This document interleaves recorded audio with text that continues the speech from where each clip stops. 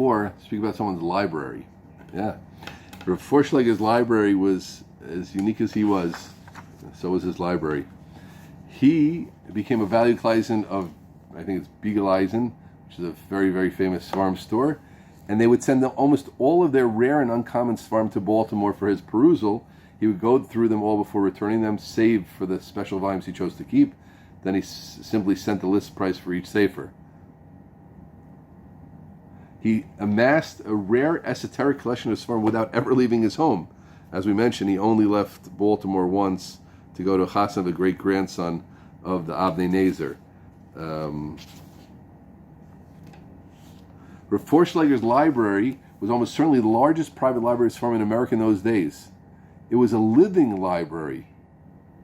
One of his closest students, Rav Gifter, right, noted listen to this, he and his holy Sfarim were one. All that he had in his home, he had in his head. What a line. He and his Sfarim were one. All that he had in his home, he had in his head.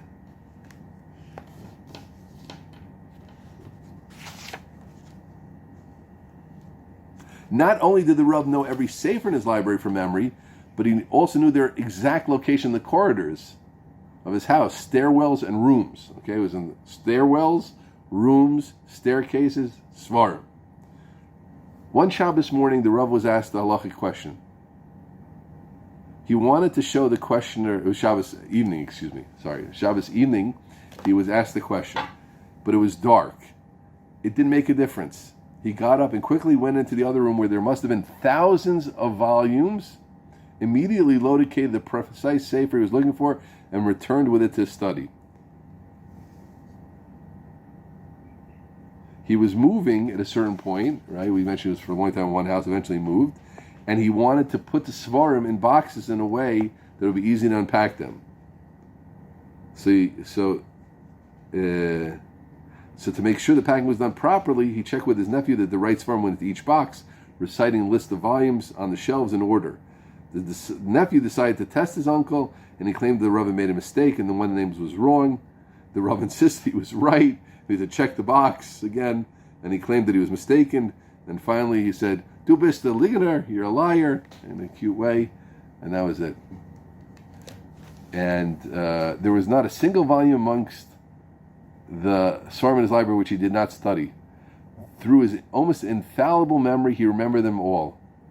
As is apparent to anyone who remembers his numerous references and suggested readings that he included in each chapter of the Torah Michoel, resourcing his works in Rishonim and Achronim. Now this is really interesting. Where are his Svarim? So it happens to be that, at least at the time of the writing of this book, his Svarim were in Yeshurun Shul, which is on King George Street. There's an upper library there, and he had 7,000 volumes. And I don't think Yeshurun owns them. I think they're still in the family's ownership, but the Svarim are exact there. But even more interesting, another area of hashpah. Remember, we keep trying to find these rays of hashpah, which this unknown tzaddik had, was that his library formed the nucleus of the digital Torah library, Otzar Chachma, the greatest.